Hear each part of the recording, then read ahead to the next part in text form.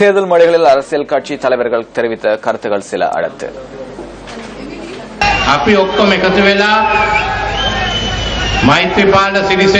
நாம் அனைவரும் ஒன்றிணைந்து மைத்ரிபால சிறிசேனவை ஜனாதிபதியாக்கி 100 நாள் திட்டத்தை முன்னெடுத்தோம்.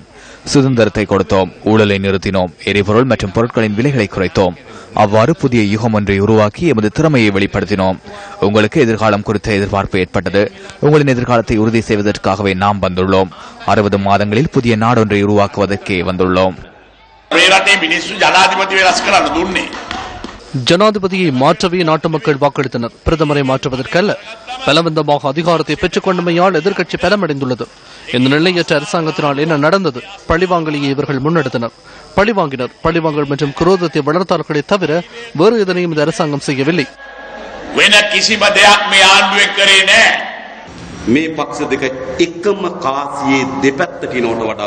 இந்த இரு கட்சிகளும் நாணயம் ஒன்றின் இரு பக்கங்கள் என்பதற்கு பதிலாக நாணயம் ஒன்றின் ஒரு பக்கம் என கூறலாம். நாணயத்தின் 2 பக்கங்களில் உள்ள வித்தியாசங்களை போன்ற வேறுபாடுகளை கூட இந்த கட்சிகளிடம் காண முடியாது. காலாவதியான அரசியலையே செய்கின்றனர். இந்த 2 கட்சிகளாலும் ஒரு அங்குலமேனும் முன்னோக்கி நகர்த்த முடியாது.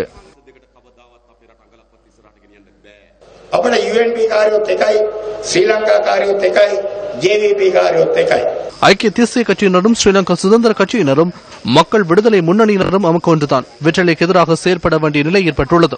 மைத்ரிபால சிறிசேன வெற்றிலை சின்னத்தை நிர்வகிக்கவும் செயற்படுவதற்கும் கட்சியில் உள்ள ஊழல்வாதிகள் இடமளிப்பதில்லை. அவர்களுக்கு நல்லாட்சி பிடிப்பதில்லை.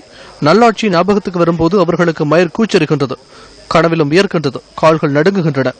மஹிந்த ராஜபக்ச நாட்டை ஊழல் மிக்கதாக்கினார்.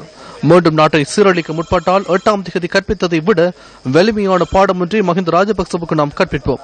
ராஜபக்ச அதனை புரிந்து கொள்ள வேண்டும்.